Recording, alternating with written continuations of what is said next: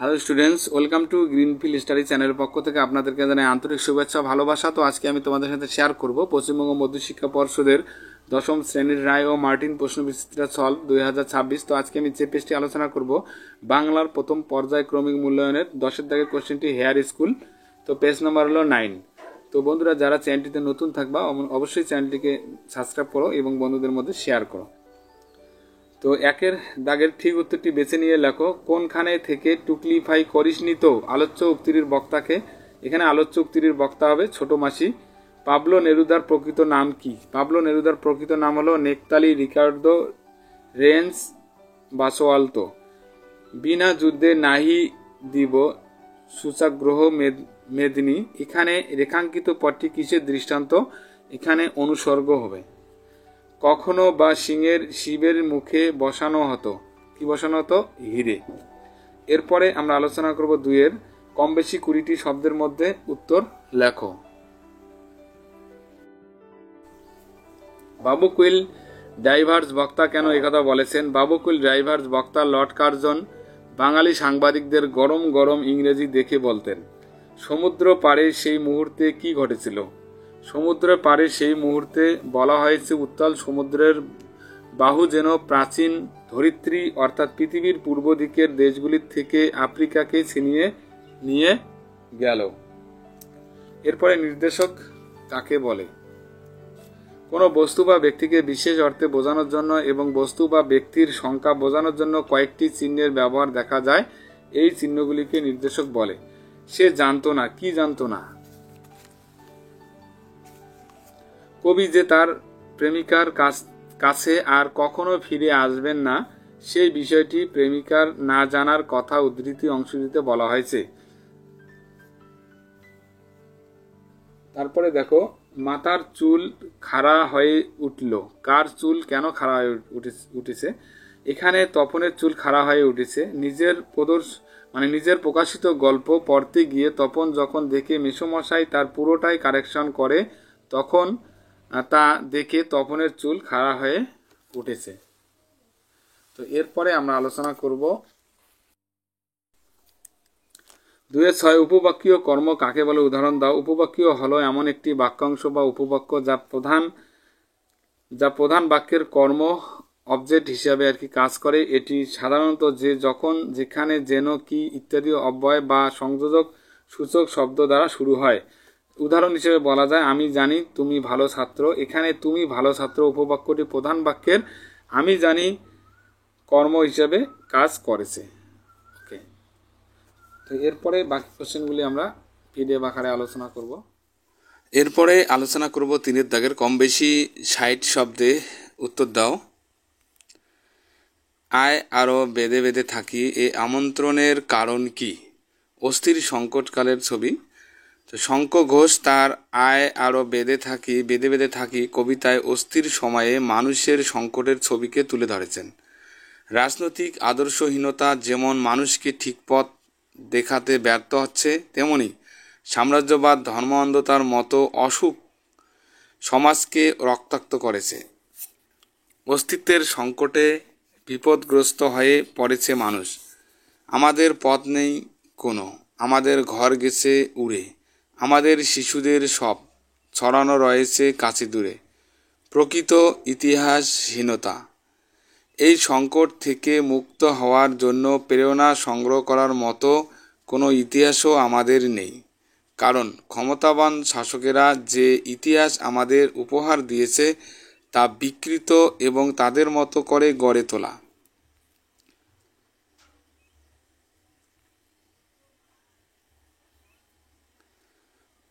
পরের কোশ্চেন, কোথায় হারিয়ে যায়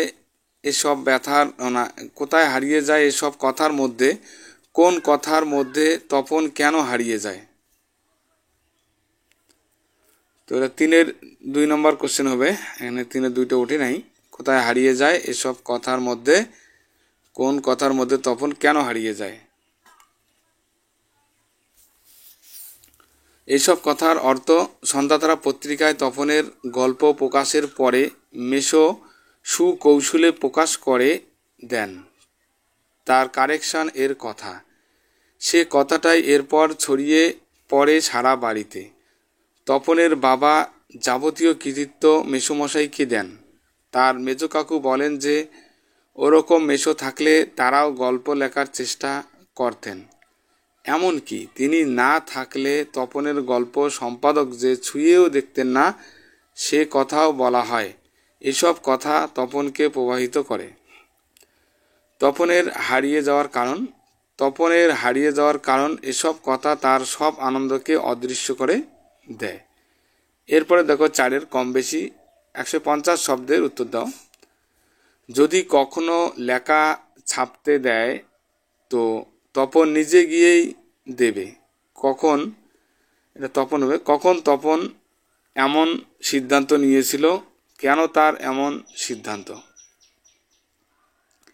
জ্ঞানচক্ষু গল্পে যখন তপনের লেখা সন্ধ্যাতারা পত্রিকায় ছাপার জন্য পাঠানো হয় তখন সে মনে করে যে তার লেখা ছাপার জন্য মেসোমশাইয়ের কোনো সাহায্য দরকার নেই। তাই সে সিদ্ধান্ত নেয় যে যদি কখনো লেখা ছাপাতে দেয় তো তপন নিজে গিয়ে দেবে। তপনের এমন সিদ্ধান্তের কারণ হলো স্বনির্ভরতা। 1 নম্বর পয়েন্ট। তপন মেসোমশাইয়ের উপর নির্ভরশীল হতে চায়নি। সে তার নিজের লেখাটিকে নিজে প্রকাশ করতে চেয়েছিল। লেখকের প্রতি আত্মবিশ্বাস। মেসোমশাইয়ের কাছ থেকে সাহায্য না নিয়ে তপন তার নিজের লেখা প্রকাশ করে তার প্রতি আত্মবিশ্বাসী হতে চেয়েছিল। স্বীকৃতির আকাঙ্ক্ষা। তপন শুধু লেখক হিসাবেই পরিচিত হতে চেয়েছিলেন না, সে চেয়েছিল তার লেখাটি যেন তার নিজের যোগ্যতায় প্রকাশিত হয়। মেসোমশাইয়ের প্রতি সন্দেহ। তপন মনে করত মেসোমশাইয়ের সাহায্য না পেলে তার লেখা হয়তো প্রকাশিত হতো না।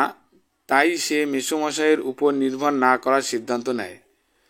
ক্ষমা ও আত্মমর্যাদা। তপন মনে করত মেসোমশাইয়ের সাহায্য নিয়ে লেখা প্রকাশ করা তার জন্য লজ্জার কারণ হবে। তাই সে নিজে গিয়ে লেখাটি প্রকাশ করতে চেয়েছিল।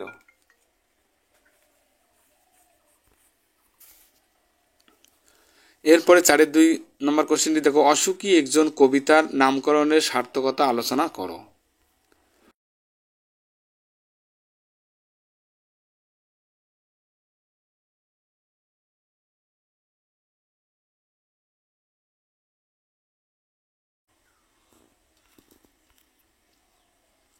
এরপরে দেখো 5 কম বেশি 150 শব্দের যে কোনো একটি প্রশ্ন উত্তর দিতে বলছে। এখানে মোগল দরবারে একদিন তাদের কত না খাতির কত না সম্মান, তাদের বলতে কাদের কথা বলা হয়েছে? এখানে তাদের খাতির ও সম্মানের পরিচয় দাও।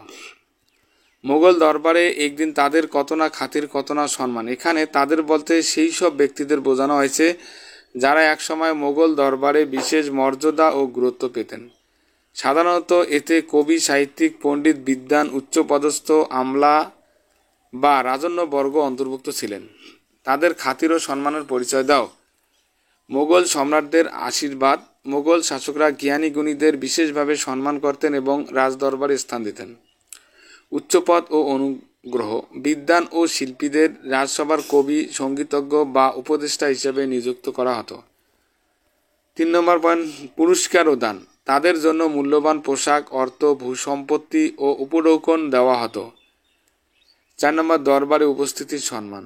রাজসভায় তাদের মতামত নেওয়া হতো এবং তারা রাজন্যবর্গের কাছ থেকে যথেষ্ট মর্যাদা পেতেন। এইসব কারণে মোগল দরবারে তাদের বিশেষ খাতির ও সম্মান করা হতো। 6 দাগের কম বেশি 150 শব্দের যে কোনো একটি প্রশ্নের উত্তর দাও। বিষ্ণুধর কে? নির্বাচনে দাঁড়ানোর জন্য তার ক্ষিতীশ সিংহকে প্রয়োজন কেন? বিষ্ণুধর হলেন তারাশঙ্কর বন্দ্যোপাধ্যায়ের গল্প কোনি এর একটি চরিত্র। তিনি একজন রাজনৈতিক যিনি নির্বাচনে দাঁড়াতে চান, কিন্তু তার নিজস্ব জনপ্রিয়তা বা রাজনৈতিক ভিত্তি নেই। তাই তিনি স্থানীয় প্রভাবশালী নেতা ক্ষিতীশ সিংহের সমর্থন চান। নির্বাচনে দাঁড়ানোর জন্য বিষ্ণুধরের ক্ষিতীশ সিংহকে প্রয়োজন কেন? 1 নম্বর পয়েন্ট, ক্ষিতীশ সিংহ প্রভাবশালী রাজনৈতিক। তিনি এলাকার বড় মাপের নেতা এবং ভোটারদের উপর তার প্রভাব আছে। 2 নম্বর পয়েন্ট, জনপ্রিয়তা বাড়ানোর জন্য। বিষ্ণুধর নিজেই পরিচিত নন, তাই ক্ষিতিশ সিংয়ের নাম ও প্রভাব ব্যবহার করে ভোটারদের আকৃষ্ট করতে চান। 3 নম্বর পয়েন্ট, রাজনৈতিক সুবিধা। ক্ষিতিশ সিংয়ের সমর্থন পেলে রাজনৈতিক দল ও স্থানীয় কর্মীদের সমর্থন সহজে পাওয়া যায়। 4 নম্বর, নির্বাচনী কৌশল ও নিরাপত্তা। ভোটের সময় জনসমর্থন আদায় ও প্রতিদ্বন্দ্বীদের মোকাবিলা করতে একজন শক্তিশালী নেতার সাহায্য দরকার।